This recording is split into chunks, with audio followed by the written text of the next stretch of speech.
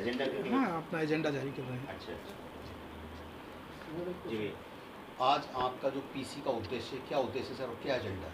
ये press conference आज इसलिए बुलाई गई है कि हमको अपना मैनिफेस्टो जारी करना है नेशनल जनदल का। मैं इस नेशनल जनदल का प्रेसिडेंट हूँ, डॉक्टर IM कुद्दूसी, और मेरे साथ नेशनल जनदल के जनरल सेक्रेटरी हैं श्री अवनीश कुमार। ये मैनिफेस्टो हमने हिंदी में घोषणा पत्र नहीं कहा, इसको संकल्प पत्र कहा, क्योंकि हम संकल्प ले रहे हैं, हम घोषणा नहीं कर रहे हैं, हम संकल्प ले रहे हैं। और इस संकल्प में हमारे जो संकल्प पत्र है हमारा, वो ये है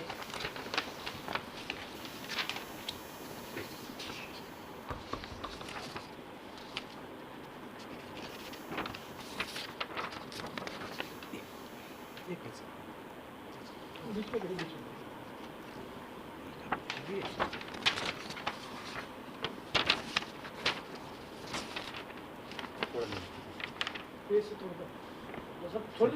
से नीचे, उसको थोड़ा फेस नीचे करो, फेस से नीचे करो।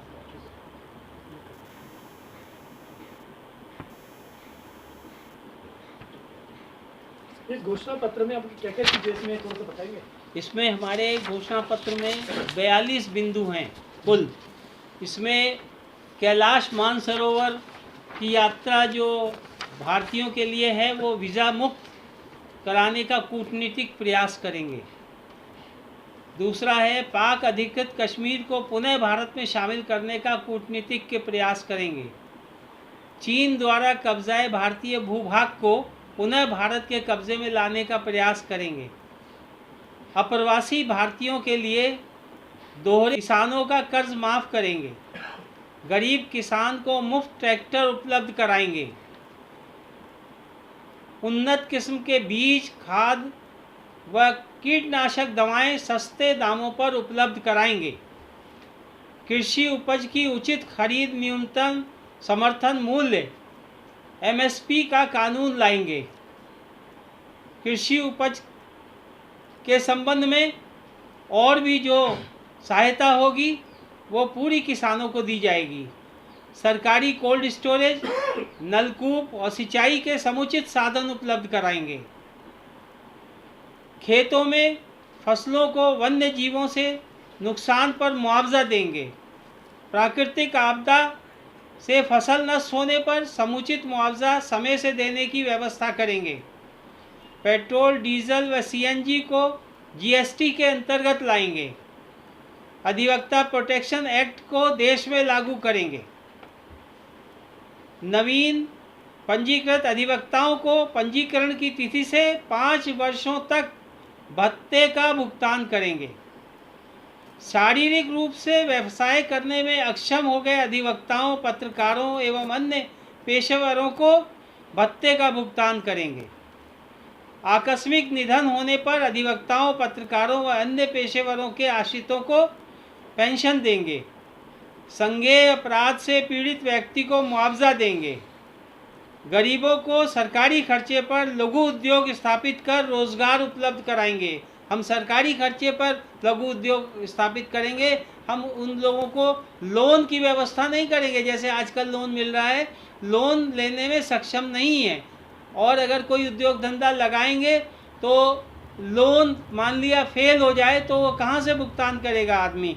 इसलिए हम सरकारी रूप में लोन बिना रही। अगर हम बात करें, ये सभी संकल्प भारत के हित में हैं, मगर इसमें बहुत सी ऐसी बातें हैं। अभी आपने कहा ये हमारा संकल्प पत्र है, तो इस 2024 जो लोकसभा चुनाव में, इस चुनाव में आपकी क्या रणनीति है?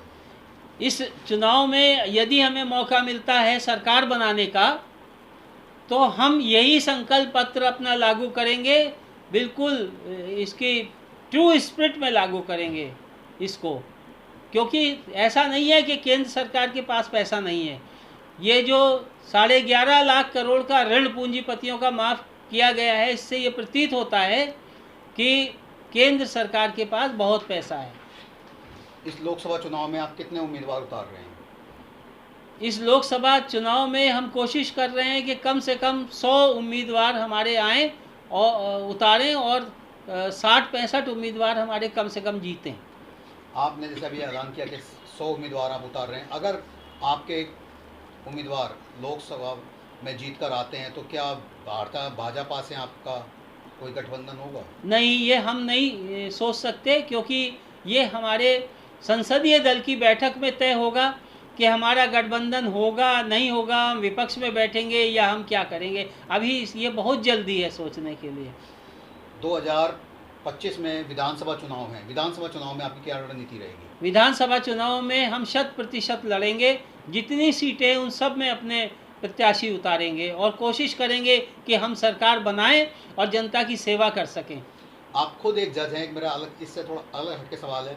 अरविंद केजरीवाल को भी गिरफ्तार किया गया है ईडी ने, क्या ये गिरफ्तारी सही है या गलत? मैं नहीं अभी इस स्टेज पर बता सकता, क्योंकि मुझे तथ्यों का ज्ञान नहीं है कि वास्तव में इन लोगों ने क्या किया, क्या इनके खिलाफ एविडेंस इकट्ठा किया गया है। यदि वो एविडेंस सामने आ जाए तो ज़रूर मैं बता पाऊँगा कि इसमें कितना दम है, कितना इसमें दोष है, ये सारी चीज़ मैं बता सकता हूँ। आपने आने वाली भावी जनता को क्या मैसेज देना चाहेंगे?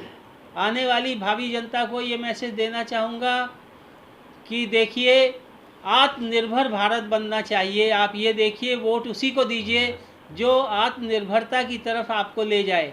राशन देने से आत्मनिर्भरता नहीं आती, गैस का सिलेंडर देने से आत्मनिर्भरता नहीं आती, गैस एजेंसी देने से आत्मनिर्भरता आती है।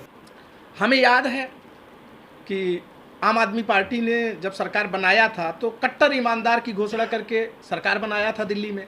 लोगों ने इनकी बातों पे भरोसा किया, लेकिन परिणाम आप सामने देख रहे हैं कि आधी सरकार जेल में चली गई है। अब हम भाजपा की बात करते हैं। भाजपा ने कहा कि ना खाऊंगा ना खाने दूंगा, लेकिन इलेक्टोरल बॉन्ड घोटाले के बाद ये कंफर्म हो गया कि इन्होंने वसूली किया भारत की कंपनियों से। बताइए, जिस कंपनी की इनकम ही टोटल एसेट्स ही 21 करोड़ की है, उसने 400 करोड़ रुपए चंदा दे दिया। हम लोग भी पॉलिटिकल पार्टी चला रहे हैं, हम लोगों से थोड़े थोड़े भी दान मांगते हैं कि भाई चूँकि हम एक पार्टी को लेकर समाज सेवा के लिए और राष्ट्र सेवा के लिए जा रहे हैं, तो लोग थोड़ा थोड़ा सहयोग कर रहे हैं। तिवारी जी, मैं आपको यहाँ रोकने की क्षमा चाहूँगा। मेरा तो सवाल है, जो झुग्गी झोपड़ी वाले लोग जो होते हैं जी, देखा, तमाम जो पार्टी होती है करोड़पतियों को समझौता करती है जी, जो नीचे स्तर के लोग होते हैं उसमें आखिरकार जो झुग्गी झोपड़ी के लोग हैं वही पिसते हुए नजर आते हैं। महंगाई से मार होती है उनको, बिजली महंगी हो जाती है, पानी महंगा हो जाता है, डीटीसी बस किराए पर नहीं मिल पाती है। क्यों कहीं ना कहीं जो लगता है जो जनता वहीं पिसती भी नहीं जाती है। इस जनता को किस तरह से आप राहत दोगे? देखिए, क्वेश्चन आपका बड़ा अच्छा है, लेकिन आपको हमने जैसा आपने पहले ही बताया कि हम स्वरोजगार की तरफ कदम उठाएंगे। तो जिनको आप झुग्गी झोपड़ी वाले कह रहे हो, वो जैसा आपका कथन है कि वो लघु उद्योगपति हो जाएंगे। हमारी पार्टी का ये कदम होगा कि हम हर हाथ को काम दें। तो जब हर आदमी सोर्स ऑफ इनकम से जुड़ जाएगा, हर आदमी के पास काम रहेगा, हर आदमी के पास उसकी एक आय होगी, तो वो झुग्गी झोपड़ी का आदमी नहीं कहा जाएगा, बल्कि वो भी एक सामान्य ज़िंदगी जिएगा। और हम लोगों का लक्ष्य यही है कि पूरे भारत के हर लोगों को गरीबी हटाएं और देश को उन्नति की तरफ ले जाएं। हमने हर एक वर्ग के लिए अपने संकल्प पत्र में स्थान दिया है। हमने सेना के लिए भी स्थान दिया है। हमने कैलाश मानसरोवर की बात की है। कैलाश मानसरोवर भारत का एक तरह से सबसे बड़ा तीर्थ स्थल है, उसके लिए हमने बात किया। हमने एक बड़ा ज्वलंत मुद्दा सैनिकों से